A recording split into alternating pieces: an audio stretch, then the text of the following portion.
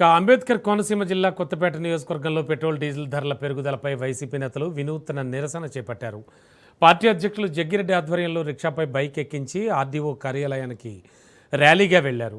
పెంచిన పెట్రోల్ ధరలు వెంటనే తగ్గించాలని డిమాండ్ చేస్తూ కేంద్ర రాష్ట్ర ప్రభుత్వాల విధానాల కారణంగా నిత్యావసర ధరలు పెరిగి సామాన్య ప్రజలపై తీవ్ర భారం పడుతోందని జగ్గిరెడ్డి ఆగ్రహం వ్యక్తం చేశారు.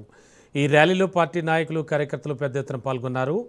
ఇక పెట్రోల్ డీజిల్ ధరలను వెంటనే తగ్గించి ప్రజలకు ఉపశమనం కల్పించాలని కోరుతూ ఆర్డీఓకి వినతి పత్రం అందజేశారు. ప్రజా సమస్యలపై వైసీపీ పోరాటం చేస్తూనే ఉంటుందని జగ్గిరెడ్డి స్పష్టం చేశారు.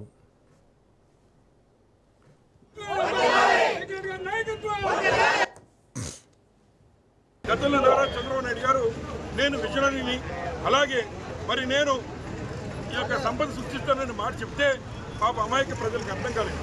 కానీ ఇవాళ ఏదైతే తెలంగాణ లేదా ఉన్నటువంటి తమిళనాడుతో పోలిస్తే లీటర్ పెట్రోల్ ధర మరి తెలంగాణలో 110 రూపాయలు ఉంది. అలాగే తమిళనాడులో కొత్తగా నెక్కిన విజయ్, ఇంకా ఓనమాలు రానటువంటి మరి తమిళనాడులో విజయ్ గారి సహోదయంతో 103 రూపాయలు పెట్రోల్ తీసుకుంటున్నారు.